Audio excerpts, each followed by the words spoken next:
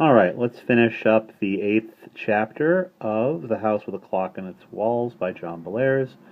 Lewis has been listening to his uncle and Mrs. Zimmerman talking about the notes that he just found in the organ, confirming that, yes, the lady across the street is Selena Izzard, not who she says she is, that there is actually a clock in the wall somewhere that they have not found.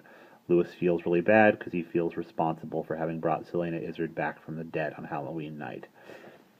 "Ah, yes," said Mrs. Zimmerman, smiling wryly.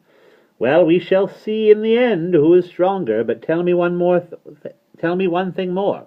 O sage, since it seems that you have been cast in the role of explicator and annotator of the testament of Isaac Izzard."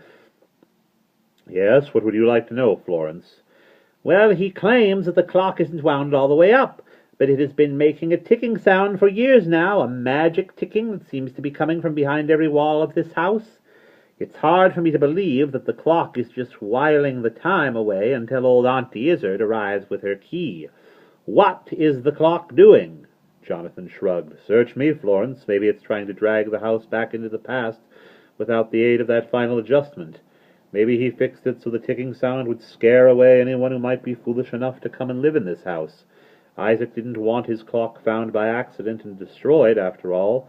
I don't know why the clock is ticking, Florence, but I do know this. When Mrs. Izzard or whoever is over there puts the key in the slot of that clock and finishes the job that Isaac started, then, at that moment, Isaac Izzard will return.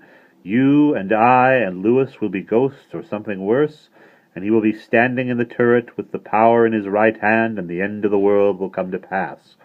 Lewis clamped both hands over his mouth. He fell to his knees, shuddering and sobbing. For a moment he was on the verge of shouting, "Here I am! Come and get me!" so they could come and take him away and put him in the detention home for life. But he didn't shout.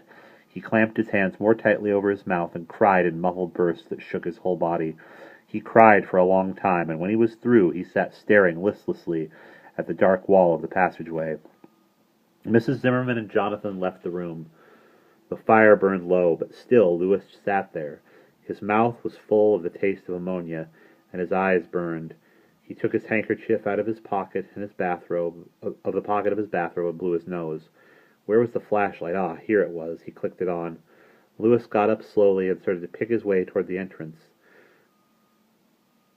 Even though he was walking upright, he felt as if he were slinking. Now he was running his hand over the splintery back of the china cupboard. He tripped the spring. The cupboard swung silently outward.